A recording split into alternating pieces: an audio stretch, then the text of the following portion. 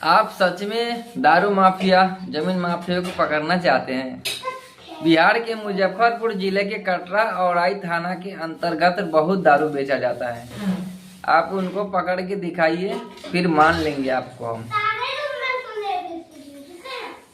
उस एरिया में जितने भी डीलर है, कुछ ही ऐसे डीलर होगा जो राशन बराबर देता होगा, नहीं तो सब कम ही देता है। कहीं कहीं तो डीलर राशन ही नहीं देता है, अंगूठा लगवा के बोलता है ठीक है आप कल आइएगा, आपको कल राशन मिलेगा।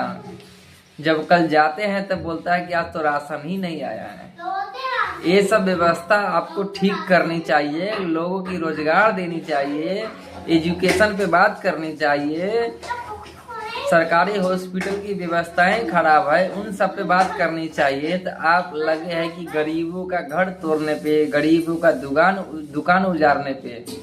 हम मानते हैं कि उसने सरकारी जमीन में घर बनाया, दुकान बनाया है, पर इसके जिम्मेदार कौन है? आप ही लोग हैं ना। आप अगर रोजगार दिए होते तो क्या जरूरत था कि वो सरकारी जमीन में दुकान खोलता, घर बनाता? उनके पास व्यवस्था नहीं है, इसलिए कर रहे हैं क्योंकि वो मजबूर है। खाने के लिए तो अन्न चाहिए ना। अगर अन्न पाना है तो उनके लिए तो पैसा चाहिए, तो पैसा चाहिए तो कुछ तो करना पड़ेगा। उसके पास वोटर लिस्ट में नाम है, आधार कार्ड है, राशन कार्ड है। जब उसके पास सारा व्यवस्था है, उसके पास रोजगार नहीं है, पैसा नहीं है, खाने के लिए अन्न नहीं है, रहने के लिए घर नहीं है, तो इसके जिम्मेदार कौन है? आपकी सरकार है ना। अपने जिम्मेदारी से मुंह मत मोड़िए सर। अपनी नाकामी छुपाइए मत।